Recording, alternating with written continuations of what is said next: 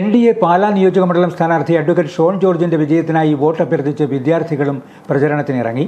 യുവതലമുറയ്ക്ക് നാട് വിടാതെ സ്വന്തം നാട്ടിൽ അന്തസ്സായി ജോലി ചെയ്ത് ജീവിക്കാൻ വേണ്ട സാഹചര്യം സൃഷ്ടിക്കാനായി ഷോൺ ജോർജിനെ വിജയിപ്പിക്കണമെന്നും ആഹ്വാനം ചെയ്തുകൊണ്ടാണ് വിദ്യാർത്ഥികൾ പ്രചരണത്തിനിറങ്ങിയത്. കൊട്ടാരമറ്റം ബസ് സ്റ്റാൻഡിൽ നിന്നും ആരംഭിച്ച റാലി പാലാ മുനിസിപ്പൽ ഓഫീസ് ജംഗ്ഷനിൽ അവസാനിച്ചു. ആനുകാലിക വിഷയങ്ങളെ ആസ്പദമാക്കി ഫ്ലാഷ് മോബും കുട്ടികൾ അവതരിപ്പിച്ചു. പാലായിലെ വിവിധ വ്യാപാര സ്ഥാപനങ്ങളിലെ ജീവനക്കാരോടും പൊതുജനങ്ങളോടും കുട്ടികൾ വോട്ട് അഭ്യർത്ഥിച്ചു. വാദ്യമേളങ്ങളുടെ അകമ്പടിയോടെ ഷോൺ ജോർജിന്റെ കട്ടൗട്ടുകളും പിടിച്ചായിരുന്നു വിദ്യാർത്ഥികളുടെ റാലി.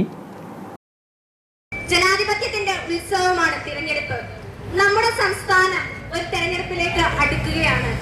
ഈ തെരഞ്ഞെടുപ്പിൽ നമുക്ക് വിലയിരുത്താൻ ഈ രാജ്യത്ത് രണ്ടു തരം ഗവൺമെന്റുകളുണ്ട്. ഒന്ന്, 2014 മുതൽ കേന്ദ്രം ഭരിക്കുന്ന നരേന്ദ്രമോദി സർക്കാരും 2016 മുതൽ കേരളം ഭരിക്കുന്ന പിണറായി സർക്കാരും.